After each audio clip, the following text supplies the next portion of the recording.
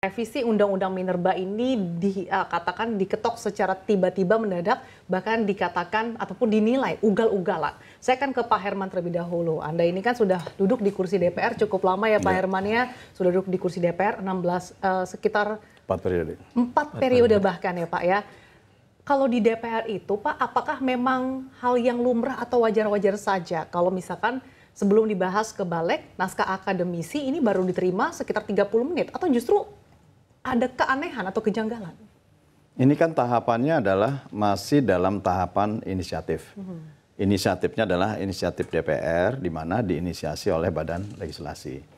Tentu ini hal lumrah gitu, ya karena setelah kemudian ada dasar, ya dasar itu pertama ya harus ada naskah akademik. Naskah akademiknya sudah ada, draftnya sudah ada. Dan tentu alasan awal kenapa masuk prioritas karena ini menjadi undang-undang terbuka kumulatif atau undang-undang kumulatif terbuka. Maksudnya kumulatif terbuka seperti apa? Ada pasal-pasal yang kemudian tidak mengikat karena keputusan Mahkamah Konstitusi. Nah sehingga kemudian masuk dalam kategori ini adalah undang-undang kumulatif terbuka yang setiap saat ini bisa dilakukan revisi oleh DPR atau oleh pemerintah sebagai usul inisiatif. Nah oleh karena itu nanti sebetulnya tadi saya bicara juga dengan Pak Reswati, bagaimana ke depan justru pada waktu nanti ini menjadikan, ini sudah diputuskan menjadi usul inisiatif DPR. Kemudian nanti masuk di paripurna. Nah paripurna menyetujui, setelah itu akan dikirim kepada pemerintah. Pemerintah akan mempersiapkan daftar inventarisasi masalah. Karena seluruh dari usul inisiatif inilah yang kemudian akan dikonterdim oleh pemerintah. Nah ini bisa juga menjadi ajang masukan pandangan masyarakat yang tentu akan lebih memperkuat, menyempurnakan terhadap draft usul inisiatif yang telah dibuat oleh DPR. Nah nanti dari pemerintah kalau dimnya sudah selesai, ini bisa cepat, bisa lambat, ya tergantung pemerintah. Ini akan kembali ke DPR yang kemudian pimpinan akan menentukan apakah akan dibahas melalui komisi terkait, komisi teknis, dengan pola pembentukan panja atau dibentuk pansus misalkan. Karena misalkan ini terkait dengan beberapa institusi. Ya. Nah ini yang menurut saya mekanisme ini juga harus dipandang secara utuh. Supaya kemudian tidak ada salah persepsi. Bahwa seolah-olah ini sudah diputuskan dan seolah-olah sudah menjadi undang-undang. Ini masih dalam tahapan proses. Nah begitu nanti masuk ke DPR pun, ini akan dibahas kembali antara DPR dan pemerintah.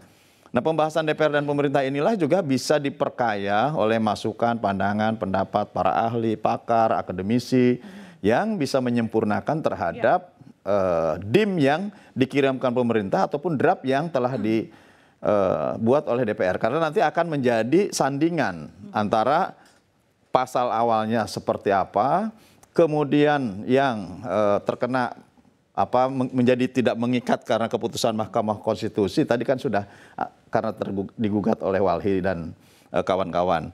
Nah kemudian bisa juga nanti dalam tahapan pembahasan di pemerintah meminta untuk bisa juga memberikan masukan pandangan di pemerintah. Namun secara substansi ya saya ingin secara substansi saya kira kalau melihat keinginan besar dari negara, dari pemerintah bahwa memang ada keinginan untuk meningkatkan value added, meningkatkan nilai tambah dari berbagai sektor unggulan. Bahkan dulu pada waktu Kementerian Investasi masih di Komisi 6, kami membahas terkait dengan 21 roadmap komoditas yang ini menjadi target hilirisasi. Yang juga ini menjadi keinginan Presiden Prabowo. Nah bahkan Pak Prabowo juga memperluas, ingin 28 komoditas. Ini kan luar biasa. Kalau betul-betul bahwa undang-undang yang direvisi ini, khususnya di sektor pertambangan mineral dan batu bara, betul-betul bisa menjadi payung hukum dan jalan menuju kepada percepatan hilirisasi, justru ini akan memberikan nilai tambah yang sangat besar untuk perekonomian bangsa dan negara. Jadi tujuannya untuk meningkatkan added value ya Pak ya? Betul.